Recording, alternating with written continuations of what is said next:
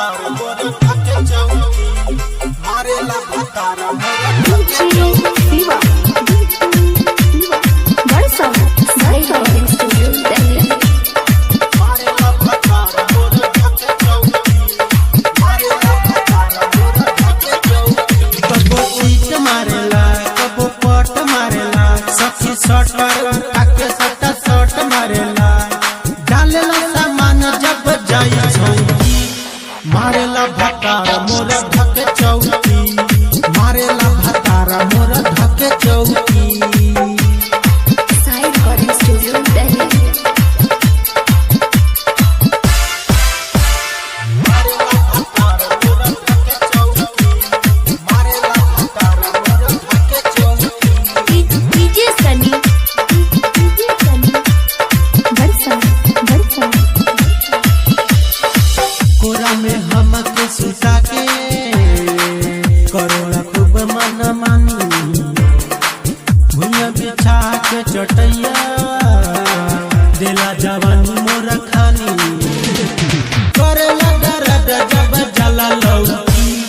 मारेला भतार मोर ढके चौकी मारेला भतार मोर ढके चौकी डीजे मोनालिक म्यूजिक वर्षा मारेला भतार मोर ढके चौकी दिलाऊ हमके दवाई लगे अपना सुताई डालेला हाथ बरिया के दिलाऊ भीतरी घुसाई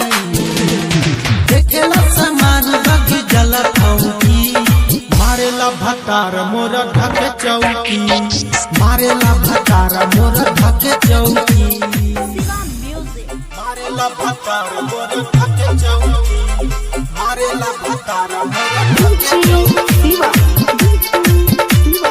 वर्षा साई रिकॉर्डिंग स्टूडियो दिल्ली मारेला भतार मोर ढके चौकी मारेला भतार मोर ढके चौकी कबो पीठ मारेला कबो पट मारेला सखी शॉट पर आके सट्टा शॉट मारेला डालेला सामान जब जाई चौकी मारेला भतार मोर ढके चौकी मारेला भतार मोर ढके चौकी साई रिकॉर्डिंग स्टूडियो दिल्ली मारेला भतार मोर ढके चौकी मारेला भतार मोर ढके चौकी डीजे सनी वर्षा कोरा में हमके सुता के करोड़ा खूब मन मानी भुइया बिछा के चटैया देला जवानी मोर खानी करेला दर्द जब जला लौकी मारेला भतार मोर ढके चौकी मारेला भतार मोर ढके चौकी डीजे मोनालिक म्यूजिक वर्षा मारेला भतार मोर ढके चौकी दिलाऊ हमके दवाई लगे अपना सुताई डालेला हाथ बरिया के